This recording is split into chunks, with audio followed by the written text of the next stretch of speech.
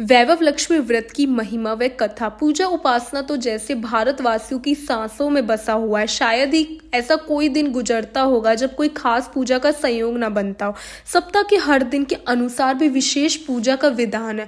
शुक्रवार को लक्ष्मी देवी का व्रत रखा जाता है। इसे वैभव लक्ष्मी व्रत भी कहा जाता है। इस व्रत को स्त्री या पुरुष कोई भी कर सकता है। इस व्रत को करने से उपासक को धन सुख समृद्धि की प्राप्ति होती है। घर परिवार में लक्ष्मी का वास बनाए रखने के लिए यह व्रत उपयोगी है।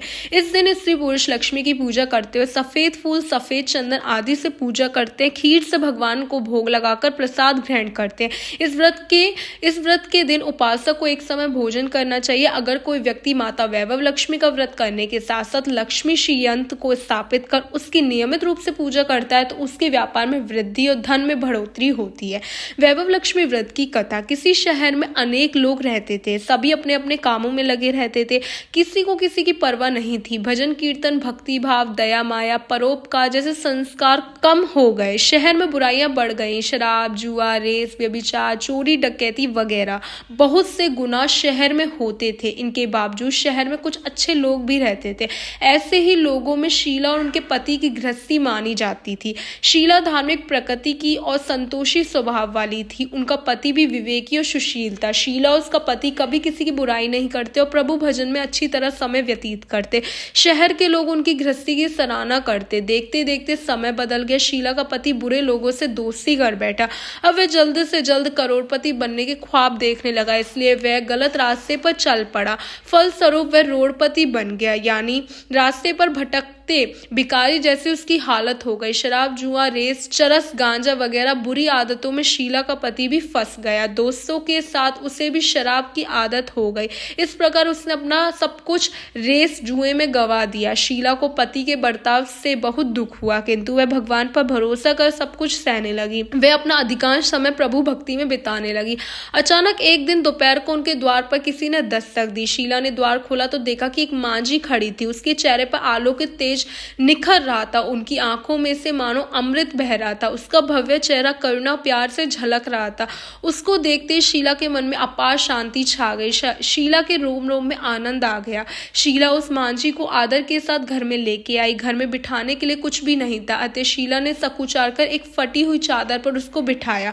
मांझी बोली, क्यों शीला, मुझे पहचाना नहीं? हर शुक्रवार को लक्ष्मी जी के मंदिर भजन कीर्तन के समय मैं भी वहां आती हूँ। उसके बावजूद शीला कुछ समझ नहीं पा रही थी। फिर मांझी बोली, तुम बहुत दिनों से मंदिर नहीं आई, अतः मैं तुम्हें देखने चली आई। मांझी के अति प्रेम भरे शब्दों से शीला का हृदय पिघल गया। उसकी आंखों में आंसू आ गए। वह बिलक बिलक कर रोने लगी। मांझी ने कहा, बेटी, सुख और दुख तो धूप और छांव जैसे होते हैं। धैर्य रखो बेटी, मुझे तेरी सारी परेशानी बता। मांझी के विवाह से शीला को काफी संभल मिला और सुख की आस में उसने मांझी को अपनी सारी कहानी कह सुनाई। कहानी सुनाकर मांझी ने कहा, कर्म की गति न्यारी होती है। हर इंसान को अपने कर्म भुगतने ही पड़ते हैं, इसलिए तू चिंता मत कर। अब तू कर्म भुगत चुकी है, अब तुम्हारे सुख के दिन अवश्य आएंगे। तू तो माँ लक्ष्मी जी की भक्त है। माँ लक्ष्मी तो प्रेम और करुणा की अवतार है। वह अपने भक्तों पर हमेशा ममता रखती है, इसलिए तू धैर्य रखकर माँ लक्ष्मी का व्रत कर, इससे सब कुछ ठीक हो जाएगा। शीला के पूछने पर मांझी ने उससे व्रत की सारी विधि भी बताई। मांझी ने कहा, बेटी, माँ लक्ष्मी का व्रत बहुत सरल है। उसे वर लक्ष्मी व्रत या वैभव लक्ष्मी व्रत कहा जाता है। यह व्रत करने वालों की सभी मनोकामनाएं पूरी होती है। वह सुख, समृद्धि और यश प्राप्त करता है। शीला यह सुनकर आनंदित हो गई। शीला ने संकल्प करके आंखें खोली तो सामने कोई नहीं था। वे विस्मित हो गई कि मांझी कहाँ गई। शीला को तत्काल ये समझते देर न लगी कि मांझी और कोई नहीं, साक्षात लक्ष्मी जी थी। दूसरे दिन शुक्रवार था। सवेरे स्नान कर स्वच्छ कपड़े पहन शीला ने मांझी द्वारा बताई गई विधि से पूरे मन से व्रत किया। आखिरी में प्रसाद वितरण हुआ। प्रसाद पहले पति को खिलाया। प्रसाद खाते पति के स्वभाव में फर्क आ गया। उस दिन उसने शीला को मारा नहीं, सताया भी नहीं। शीला को बहुत आनंद हुआ।